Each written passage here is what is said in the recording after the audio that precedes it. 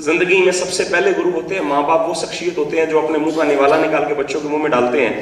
और मैं आपको एक चीज यहां कहूं कि लोग भगवान को पूजते हैं, मंदिर गुरुद्वारों में जाते हैं, जाना चाहिए, पर मैं ईमानदारी से कहूं कि किसी मंदिर गुरुद्वारे में जाए ना जाए, भगवान को पूजे ना पूजे, सुबह उठते ही अपने माँ बाप के चरण स्पर्श करके काम पे चले जाएं। ऊपर वाले को नीचे उतर के आपकी मदद के लिए आना पड़ेगा। भगवान से बड़े भगवान धरती पे हैं माँ बाप। माँ बाप से बड़ा देव इस सृष्टि में कोई नहीं है। और जिसने माँ बाप को नहीं पूजा, कितने ही मंदिर की चौखटों पे नाक रगड़ता रहे, कितने गुरुद्वारों में जाके नाक रगड़ता रहे, कितने ही मस्जिदों में जाके आगाज करता रहे, कोई फर्क नहीं पड़ने वाला। क्योंकि मां बाप एक ऐसी सृष्टि में ताकत है, एक ऐसी देन है उस परमात्मा की जिसका कोई कंपैरिजन नहीं है। पैसा जब भी आता है दो तरह के बदलाव होते हैं, अंदर से और बाहर से। बाहर से जो बदलाव होता है वो दिखने वाला होता है, कपड़ों के, रहन सहन में, गाड़ियों में, बच्चों की एजुकेशन में। पर अंदर का जो बदलाव होता है, जो दिखता नहीं है, जो सबसे ज्यादा खतरनाक होता है, वो 98% लोगों में एक जैसा होता है।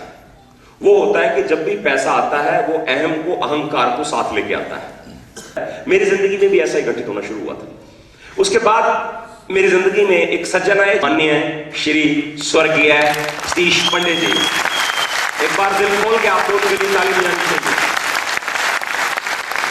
फ्रेंड्स, जब मेरी उनसे मुलाकात हुई तो मुझे लगा कि ये वो शख्स है जो अंदर से कुछ चीजों को बाहर निकाल सकता है। आपको नहीं पता कि आप में कितनी क्षमताएं हैं। बिजनेस को प्लान के जरिए बताया जाता है। यहां पे प्लान क्यों बताया जाता है कि मानव स्वभाव लालची स्वभाव। मानव अपने लालच के लिए बहुत सारे काम करता है और हम अक्सर अपने लालच के लिए, छोटे छोटे लालचों के लिए बड़े बड़े डिसीजन लेते हैं। बच्चों का एक लालच, बच्चों का प्यार हमें पड़ोसी के बच्चे को डांटने में मजबूर करता है। बच्चों से प्यार हमें उनके लाड लाने पे मजबूर करता है और बाद में वही बच्चे हमारे लाड की वजह से बिगड़ते हैं। एक छोटा सा लालच हमें दूसरों से अलग कर देता है। एक छोटा सा लालच, एक पदक का लालच आदमी को शहीदी के लिए प्रेरित करता है। एक पैसे का लालच आदमी को मर्डर के लिए प्रेरित करता है। एक छोटा सा लालच व्यक्ति को दूसरों से अलग दिखने का लालच व्यक्ति को अपनी क्षमताओं से तेज दौड़ने के लिए, अपनी क्षमताओं से ऊंचा कूदने के लिए, अपनी क्षमताओं से ज्यादा क्रिकेट, हॉकी खेलने के लिए प्रेरित करता है। यस, इसका उद्देश्य जो है वो निर्माण कराना है। पंडित जी ने 27 मार्च को कलाग्राम में, चंडीगढ़ के सबसे पहले सबसे बड़े फंक्शन में एक चीज बोली थी कि ये 25-50 हजार का चेक जो हम आपको दिखाते हैं स्टेज पे बुला के लोगों को, ये 25-50 हजार का चेक तो कांटे पे लगा चारा है आपको इस बिजनेस में लाने के लिए। काम तो आपसे कोई और ही करवाना है, देश का निर्माण।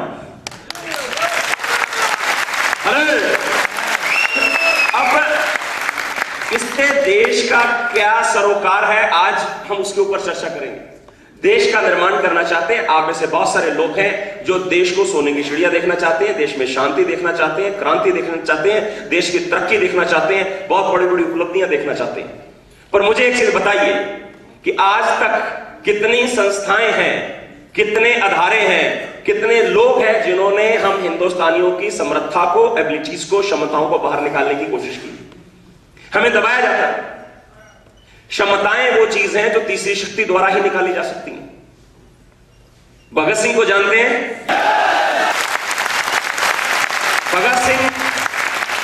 भगत सिंह किस आदमी से प्रेरित है पता आपको? भगत सिंह एक शख्सियत से प्रेरित थे जिस आदमी ने इस सेंटेंस के खिलाफ आवाज उठाई कि हिंदुस्तानी और कुत्ते अंदर अलाउड नहीं है, अंदर नहीं आ सकते। करतार सिंह सराभा को जानते हैं? बहुत बड़ी शहादत। करतार सिंह सराभा जैसी बहुत सारी शख्सियतें जिन्होंने अंग्रेजों के खिलाफ लड़ना शुरू किया, ऐसे ऐसे आइडियल्स थे भगत सिंह के। 6 साल की उम्र में बच्चे को पजामे का नाला बांधना नहीं आता। और 6 साल की उम्र में भगत सिंह को आजादी का मतलब मालूम था। पता क्यों? क्योंकि बाप दादा ने, मां ने संस्कार दिए थे। और 6 साल की उम्र में किसी तीसरी शक्ति द्वारा उनके अंदर उनकी क्षमताओं को जगा दिया गया था। और 6 साल की उम्र में भगत सिंह ने एक बात कही थी कि आजादी आएगी, हिंदुस्तान में आजादी आएगी, और हिंदुस्तान में जब भी आजादी आएगी उस समय भगत सिंह का नाम स्वर्ण अक्षरों में लिखा जाएगा। और आज स्वर्ण अक्षरों में लिखा गया। यस, उस क्षमता को बाहर निकालने के लिए तीसरी शक्ति ने काम किया।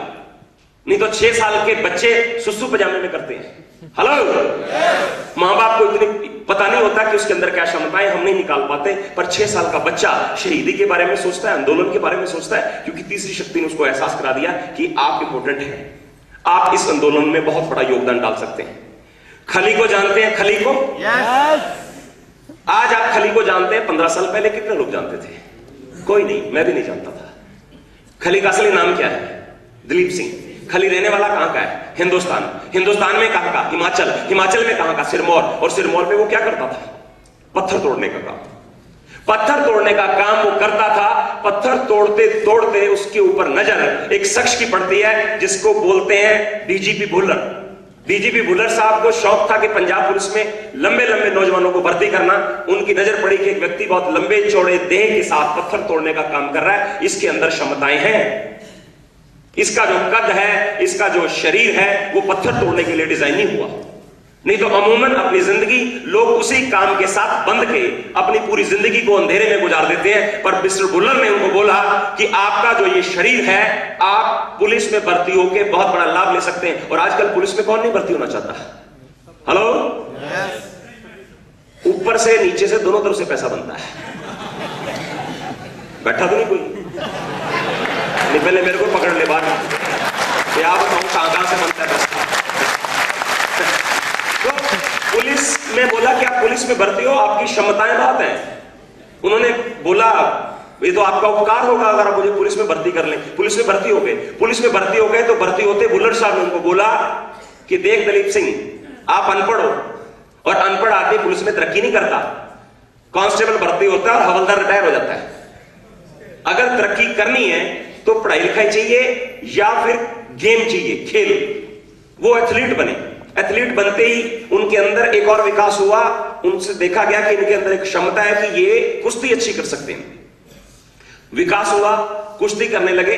पहले रेत की कुश्ती यानी दंगल जिसको बोलते हैं, कच्ची जमीन की कुश्ती, उसके ऊपर माहिर हुए। हिंदुस्तान में बहुत बड़े बड़े पहलवानों को हराया। फिर गद्दे की कुश्ती के माहिर किए गए। गद्दे की कुश्ती के माहिर हो गए। तब उनको अब एक ऐसे प्लेटफॉर्म की जरूरत थी जिसमें विश्व में उनको लोग जाने। पहली चीज होती है क्षमतावान व्यक्ति, एक व्यक्ति जिसके अंदर क्षमताएं हो, हर इंसान में होती हैं। दूसरी चीज की जरूरत होती है कि एक दूसरा व्यक्ति उन क्षमताओं को आके निकाले, उस आग को हवा देके तेज करे। और तीसरी चीज होती है प्लेटफॉर्म। अगर ये 3 चीजें जिंदगी में एक साथ मिल जाए तो कोई भी व्यक्ति बड़े से बड़ी प्राप्ति कर सकता है। भुल्लर साहब ने उनको जापान भेजा। जापान में जब उनको भेजा ओपन रेसलिंग में कुश्तियां लड़ने के लिए, सारी की सारी कुश्तियां दलीप सिंह ने जीत ली। पर खली नहीं बना, प्लेटफॉर्म था पर उतना बड़ा नहीं। फिर भुल्लर साहब ने दिमाग लड़ाया कि इसकी क्षमताएं इतनी बड़ी है कि इसको प्लेटफॉर्म उतना बड़ा नहीं मिल रहा। प्लेटफॉर्म में उतना, जितनी बड़ी मिसाइल उतना बड़ा प्लेटफॉर्म अगर छोटा होगा तो बड़ा बम, बड़ी मिसाइल नहीं चल सकती। तो उन्होंने बोला कि इसको और बड़ा प्लेटफॉर्म चाहिए। और बड़े प्लेटफॉर्म के लिए WWF, वर्ल्ड रेसलिंग फेडरेशन, एक ऐसी फेडरेशन जो पूरे विश्व में एक आम से आदमी को खास बना सकती है, रातों रात किसी को बहुत बड़ी हस्ती बना सकती है। वहां पर इसको भेजा गया और वहां पर दलीप सिंह से जैसे ही हर कुश्ती जीता चला गया और विश्व विजेता बना। पहली बार हिंदुस्तान आज तक मेडल के लिए तरसता रहा, पर एक हिंदुस्तानी जो एक पत्थर तोड़ने से अपने काम को शुरू करते हुए, दलीप सिंह, जिसने हिंदुस्तान को विश्व विजेता का खिताब दिलाया और खली बनके पूरे विश्व को साबित कर दिया कि हिंदुस्तानियों में दम है। और जब वो अपनी आई पे आ जाए पूरे विश्व को जिताने की ताकत रखते हैं। अरे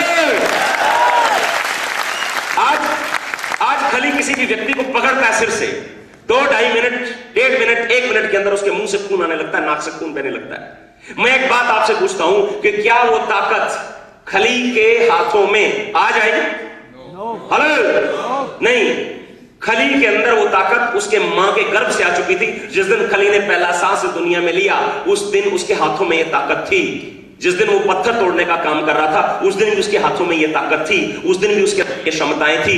पर उस समय तक उसके अंदर से क्षमताओं को निकालने वाला व्यक्ति नहीं था, क्योंकि मैं और आप नहीं जानते कि मेरे और आप में कितनी ताकत है। पर तीसरी शक्ति आके एहसास कराती है कि आपके अंदर बहुत बड़ी ताकत है। आप आम आदमी नहीं है, आप इस दुनिया में बहुत बड़ा चमत्कार कर सकते हैं। अरे यस, ऐसा ही मुझे पंडित जी ने आके बताया कि बेटा कब तक 1 लाख रुपए महीने की आमदन है, मुझे पता है लाल बत्ती की गाड़ियां आपकी क्लिनिक के बाहर खड़ी रहती हैं, कब तक जिंदगी में सपने पूरे नहीं करना चाहते? जिंदगी में आप कुछ नाम कमाना चाहते हो, शोहरत कमाना चाहते हो, मां बाप को और ऊंचा उनका कद करना चाहते हो, पूरे विश्व में आपकी अलग से पहचान दिमाग में आ गई ये चीज।